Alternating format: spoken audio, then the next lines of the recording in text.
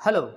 आप सभी का इंस्पायर क्लासेस के यूट्यूब चैनल पर मैं राहुल धाकड़ हार्दिक अभिनंदन एवं स्वागत करता हूं। जैसा कि हमारी फिजिक्स की 12th की क्लास जो चल रही थी, अब हम उस 12th की क्लास को और आगे बढ़ाते हैं और आगे जब हम 12th की क्लास को बढ़ाते हैं तो अब जो हमारा नया टॉपिक जो निकल कर सामने आता है वो नया टॉपिक क्या है, उस टॉपिक की आज हम विस्तार पूर्वक चर्चा करेंगे। और इस टॉपिक से क्वेश्चन भी अधिकतर बार एग्जाम में पूछे जाते हैं। तो देखते हैं आज का जो हमारा टॉपिक है वो टॉपिक क्या है। टॉपिक है नया, फ्रेश टॉपिक है और एग्जाम में क्वेश्चन भी इस टॉपिक से पूछे जाते हैं। टॉपिक है प्रिज्म से अपवर्तन। टॉपिक क्या है? रिफ्रैक्शन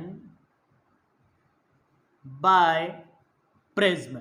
मतलब हमें क्या पढ़ना है कि प्रिज्म से अपवर्तन किस प्रकार होता है, उसका डेरिवेशन हमें करना है।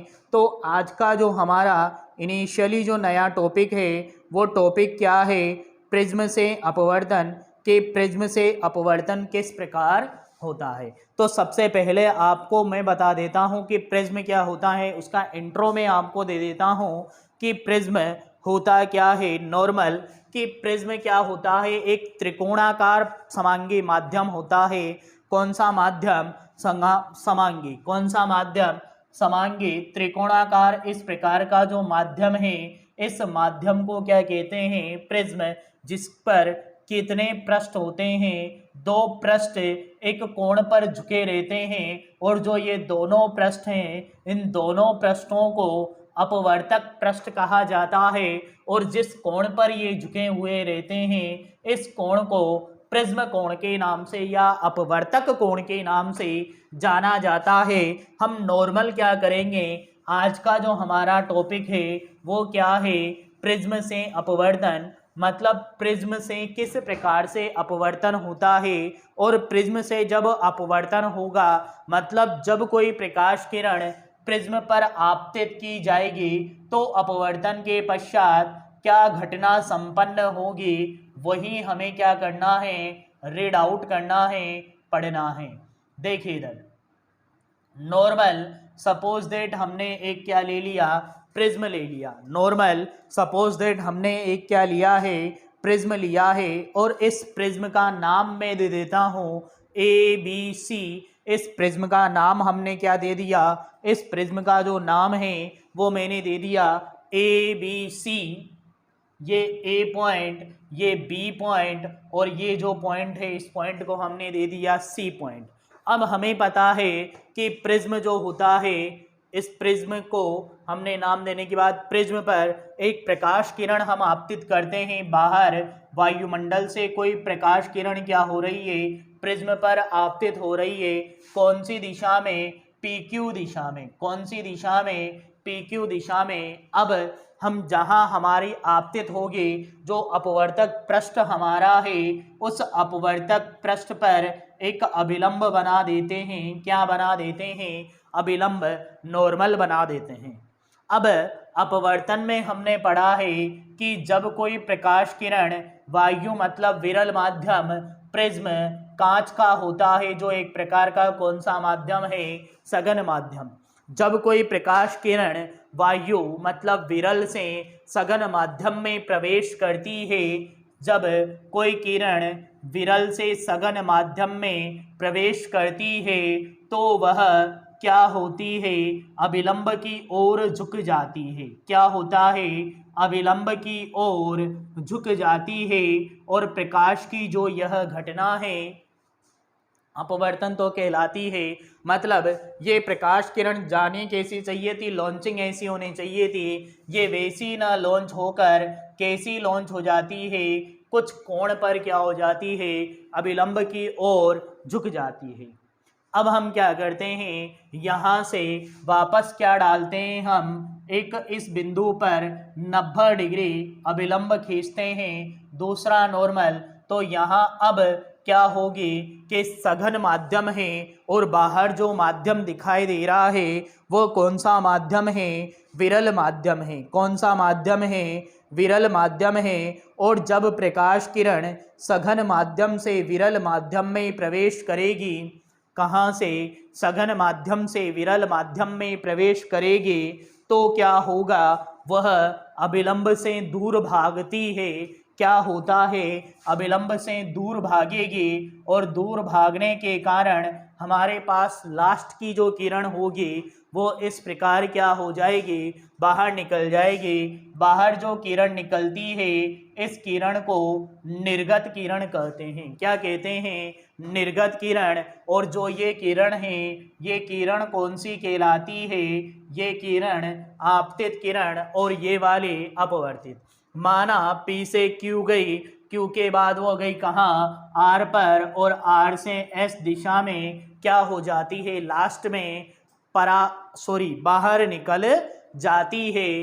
कि यदि हम कोण ले लें, आपतित किरण और अभिलंब के मध्य बनना कोण आपतन कोण, और ये पहला अपवर्तन कोण, ये दूसरा R2, और ये बाहर जो कोण निकलता है इस कोण को हमने निर्गत कोण E से निरूपित कर दिया।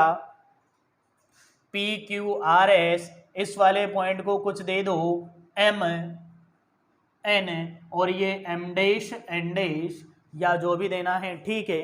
तो हमारे पास क्या बन गया, एक प्रिज्म से अपवर्तन का फोटो बन गया। इस फोटो में जो ये कोण A है, इस कोण A को हम किस नाम से जानते हैं, प्रिज्म कोण के नाम से जानते हैं। तो सबसे पहले मैं आपको क्या लिखाऊंगा कि प्रिज्म क्या है, प्रिज्म किसे कहते हैं, ये तो हमने देखा, लेकिन हमें पढ़ना क्या है, प्रिज्म से अपवर्तन।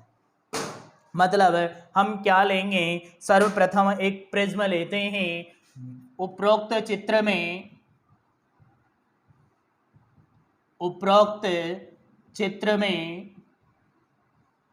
प्रिज्म ABC,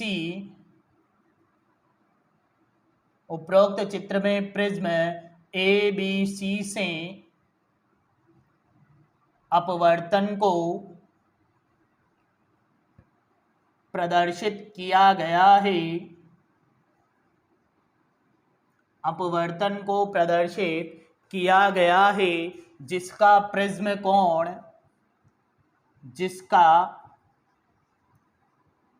कोण बोले तो कौन सा कोण, अपवर्तक कोण। प्रिज्म कोण अपवर्तक कोण कैपिटल A है, ठीक। इस प्रिज्म के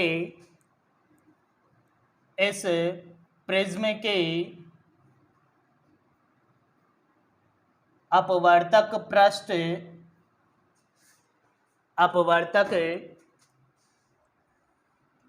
इस प्रिज्म के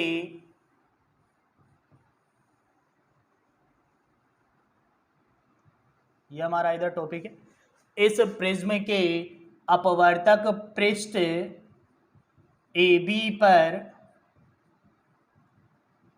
प्रकाश किरण PQ आपतित होती है तथा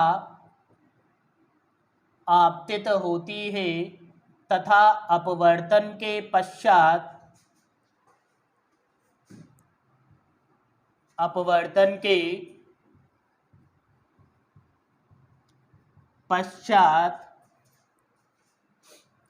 QR दिशा में जाती हुई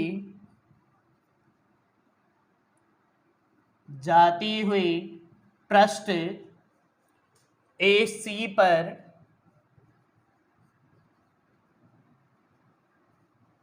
आपतित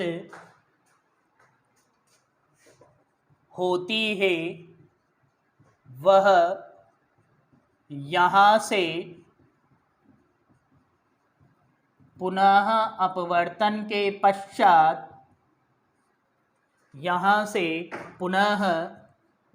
अपवर्तन के बाद यह आर एस दिशा में निर्गत हो जाती है। कौन सी दिशा में? आर एस दिशा में निर्गत हो जाती है। अब देखो इधर, यहाँ हमारा जो मेन उद्देश्य है वो मेन उद्देश्य क्या है कि प्रिज्म से अपवर्तन हुआ है, बेकायदा आपको दिखाई दे रहा है। आई पर गई R1, R2 और E, मतलब हमारे पास जो प्रकाश किरण है ए से तो हमने डाली थी और ए से जानी चाहिए थी, लेकिन हमें लास्ट में मिली कैसे? इस प्रकार से मिली। मतलब हमें प्रकाश किरण क्या मिली है? कुछ न कुछ डेविएट होकर मिली है। इस प्रकाश किरण का क्या हुआ है? अपवर्तन हुआ है। वो अपवर्तन ही हमें क्या करना है? निकालना है कि अपवर्तन कैसे और कहाँ हुआ है। कि अपवर्तन तो हुआ है, लेकिन कितने डिग्री का अपवर्तन हुआ है? आई पर गई और निकली किस पर? और इस प्रकार से टोटल अपवर्तन कितना हुआ है? टोटल विचलन कितना हुआ है? अतः हमें प्रिज्म के द्वारा आपतित प्रकाश किरण, आपतित प्रकाश किरण के विचलन की गणना करनी है। ठीक, कर ले। अब देखो इधर, जैसा कि आपको चित्र में दिखाई दे रहा होगा, 4 पॉइंट है, A point, Q point, N point और आर पॉइंट। ये चारों जो पॉइंट है, इन चारों पॉइंटों से हमें क्या करना है? अपवर्तन सिद्ध करना है। इन चारों पॉइंटों पर हमें एक दिखाई दे रहा है, एक चतुर्भुज बनाई दे रहा है। आपको यहाँ पर स्पष्टतः क्या दिखाई दे रहा होगा? एक चतुर्भुज दिखाई दे रहा होगा कि यहाँ पर जो बना हुआ है वो क्या है? एक चतुर्भुज बना हुआ है। इस चतुर्भुज के बारे में ही हमें क्या करना है? अध्ययन करना है कि इस चतुर्भुज से किस प्रकार से 4 कोण हैं और इन चारों कोणों का योग आपको पता होता है कि चतुर्भुज के चारों कोणों का योग कितना होता है? 360। तो मैंने लिखा चतुर्भुज, आजकल आप सब गांव में तो नाम बहुत सुनाई दे रहा होगा आपको, चतुर्भुज जी। चतुर्भुज ए क्यू एन आर में, ए क्यू एन आर में चारों कोण angle A plus angle Q plus angle R plus angle N बराबर कितना होगा? 360 डिग्री। बराबर कितना होगा? 360 डिग्री। परंतु यहाँ आपको ये पता है कि हमने ये अभिलंब खींचा था, वैसे ही इधर भी क्या खींचा था? अभिलंब। मतलब ये जो एंगल है ये एंगल 90 है और ये एंगल 90 है, परंतु यहाँ एंगल क्यू बराबर एंगल आर बराबर कितना है? 90 डिग्री। क्यों है 90 डिग्री? क्योंकि हमने क्या किया है? अभिलंब खींचा है। तो angle A plus 90 plus angle R भी कितना है? 90 प्लस एंगल एन बराबर 360 डिग्री। तो angle A plus angle N is equal to कितना रह जाएगा? 180 डिग्री। समीकरण नंबर 1 कौन सी आ गई? समीकरण नंबर 1। अब चर्चा की जाती है त्रिभुज क्यू एन और आर की। किसकी चर्चा करते हैं? अब हम त्रिभुज क्यू एन और आर त्रिभुज की हम क्या करते हैं? चर्चा करते हैं। इस त्रिभुज पर हमें क्या करना है? अपवर्तन सिद्ध करना है। इस त्रिभुज के 3 कोण आपको स्पष्टतः दिखाई दे रहे होंगे। कितने कोण? 3 कोण हमें स्पष्टतः दिखाई देना चाहिए।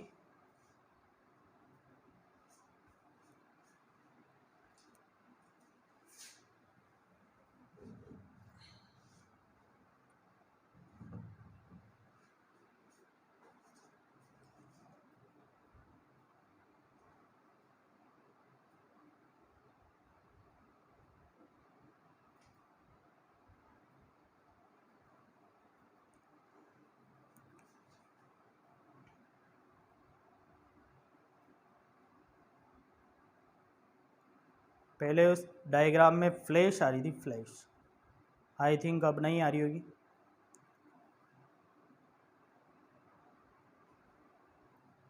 तो अब हम चर्चा करते हैं त्रिभुज क्यू एन और आर की। किसकी चर्चा करते हैं? क्यू एन और आर की हम चर्चा करते हैं। तो आपको स्पष्टतः क्या दिखाई दे रहा है कि त्रिभुज में कितने कोण होते हैं? 3 कोण। त्रिभुज में कितने कोण? इस वाले ट्रायंगल की मैं चर्चा कर रहा हूँ। त्रिभुज में 3 कोण होते हैं और तीनों कोणों का योग 180 डिग्री होता है। तो मैंने लिखा त्रिभुज क्यू एन आर में क्या लिखूंगा मैं? त्रिभुज क्यू एन आर में मेरे छोटे लिखने का रीज़न ये है कि डेरिवेशन बहुत ही बड़ा है, बोर्ड पर आ भी जाए नहीं भी आए, इसीलिए मैं स्टार्टिंग से ही क्या कर रहा हूँ, स्मॉल लेटर लिख रहा हूँ ताकि एक ही बार में पूरे बोर्ड पर हो जाए।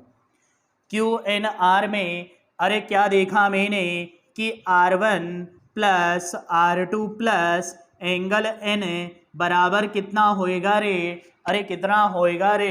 180 होएगा रे। समीकरण नंबर 2। अरे तीनों कोणों का योग कितना होता है? 180। दोनों समीकरणों को देखो,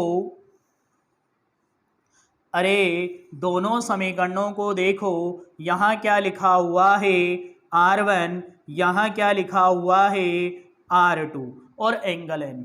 यहाँ पर आपको दिखाई दे रहा होगा A की जगह R1 R2, N की जगह N और 180 की जगह 180। तरीके दो, दोनों को घटा के करोगे तब भी यही आएगा। और यदि मैंने लिखा समीकरण कितनी? 1 व 2 की तुलना करने पर मैंने क्या करा? दोनों समीकरणों की तुलना करी। तुलना करने पर मुझे क्या मिलेगा? A बराबर R1 प्लस R2, समीकरण नंबर 3। क्या मिल गई मुझे? एक नई समीकरण मिल गई, R1 प्लस R2। A बराबर क्या प्राप्त हो गया हमें? R1 plus R2। अब हम चलते हैं और आगे। अब हम कहाँ चलते हैं? और आगे जब हम जाएंगे तो हमें क्या प्राप्त होगा देखते हैं। ये हमारा डेरिवेशन चल रहा है। इस डेरिवेशन में जब हमने तुलना कर ली, तुलना करने पर A बराबर कितना मिल गया? R1 plus R2। ये थी हमारी समीकरण नंबर 3। अब हमें I भी चाहिए। मैं क्या लिखूंगा? तो प्रकाश किरण द्वारा विचलन चित्र से, कहाँ से? चित्र से हम प्रकाश किरण द्वारा विचलन निकालते हैं और विचलन को किससे लिखा जाता है? डेल से लिखा जाता है। विचलन को किससे लिखा जाता है?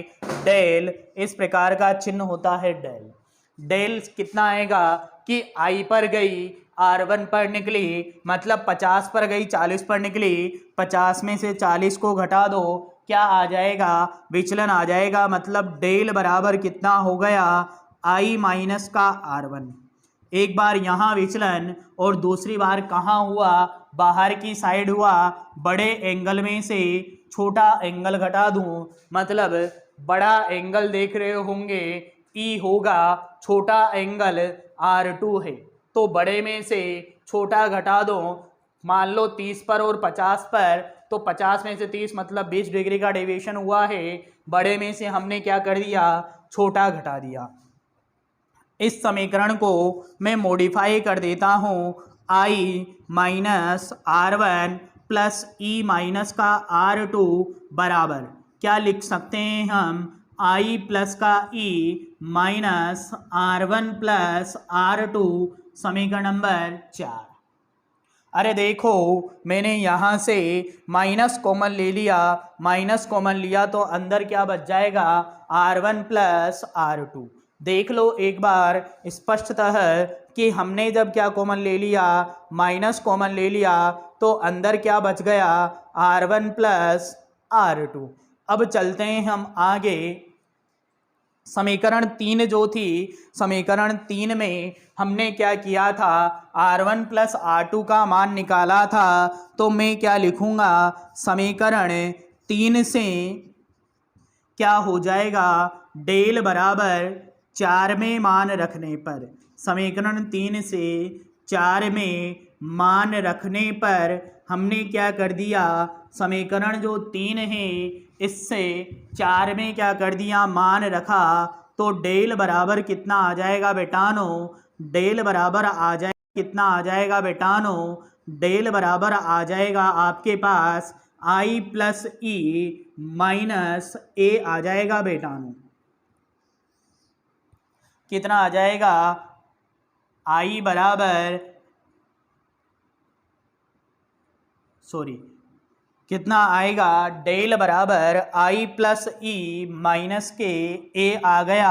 इसका मतलब हमारे पास जो विचलन था वो विचलन आ जाएगा, लेकिन विचलन कब आएगा, जब हमारे पास आपतन निर्गत और ये कोण होंगे तो विचलन आएगा।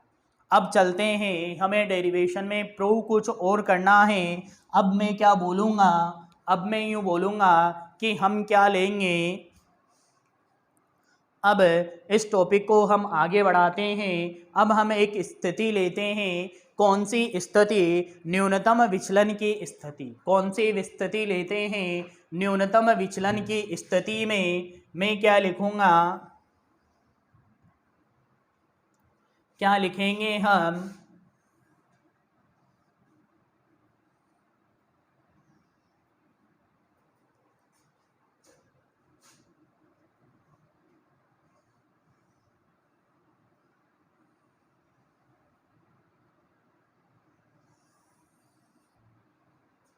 सारी चीज़ें एक साथ मिक्स ना हो इसलिए मैंने क्या कर दिए, बाउंड्रीज बना दिए। अब मैं लिखता हूँ यहाँ पर न्यूनतम विचलन की स्थिति, वो मैं पहले आपको समझा देता हूँ। तो न्यूनतम विचलन की स्थिति क्या होती है, मतलब ये हो गया कि विचलन नहीं होगा। अरे न्यूनतम विचलन का मतलब विचलन नहीं होगा, विचलन नहीं होगा मतलब आई पर गई और निकली भी कितने पर, आई पर।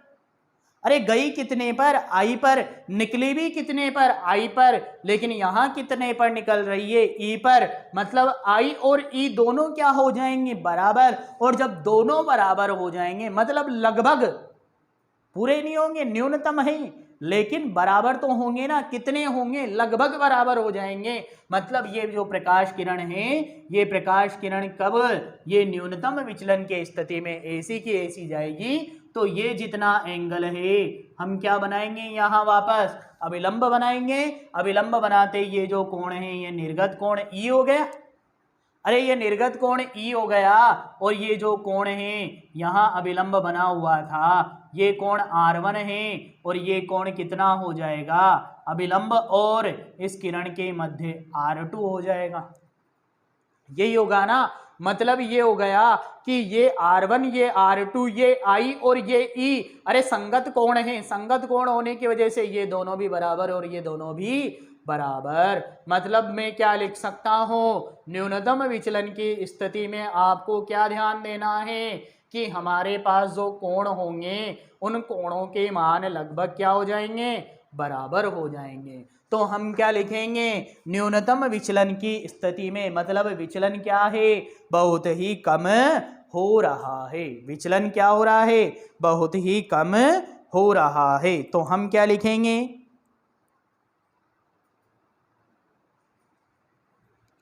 क्या लिखेंगे, न्यूनतम विचलन की स्थिति में।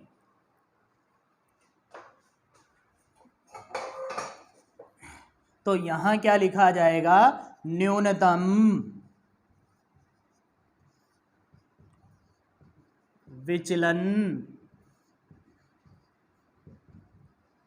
की स्थिति में क्या लिखूंगा मैं,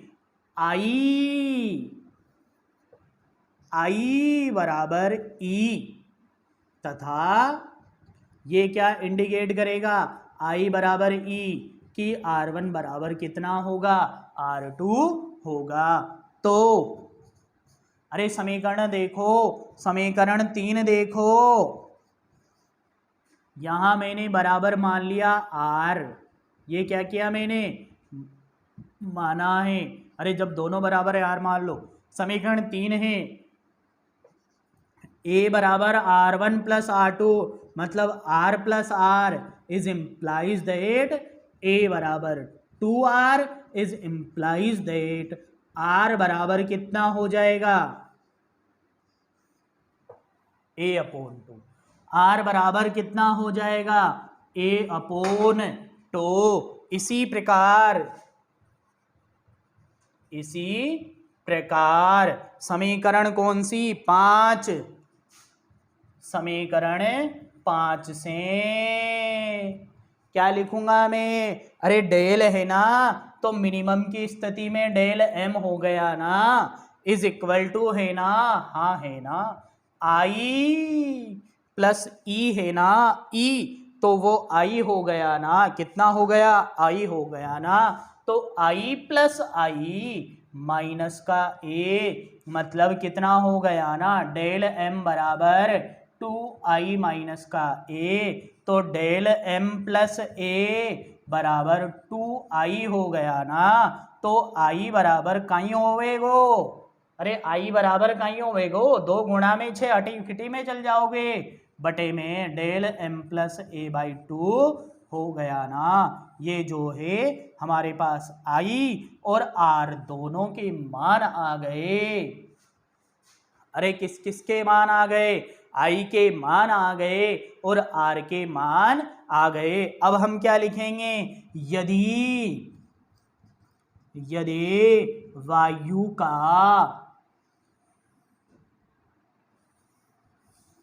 अब यदि क्या करते हैं हम, एनसीईआरटी लेते हैं तो अपवर्तनांक को म्यू से लिखेंगे, और हम आरबीएससी के बुक लेते हैं तो अपवर्तनांक को एन से लिखेंगे, तो डोंट बी सीरियस।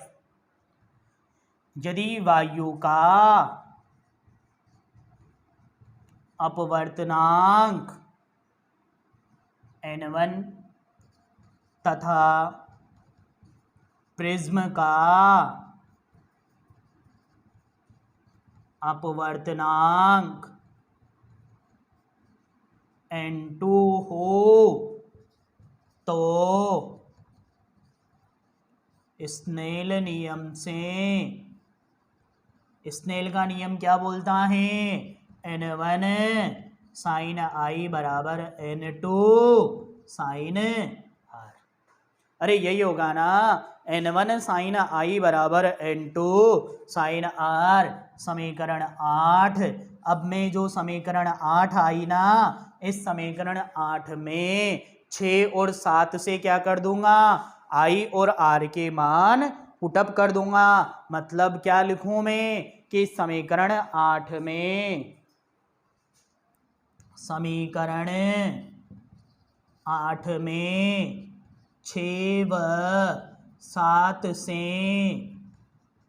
मान रखने पर, अरे रख दो, ये रही 8, n1 साइन आई की जगह del m plus A upon 2, कितना है, del m plus A upon 2 बराबर n2 साइन आर, अरे आर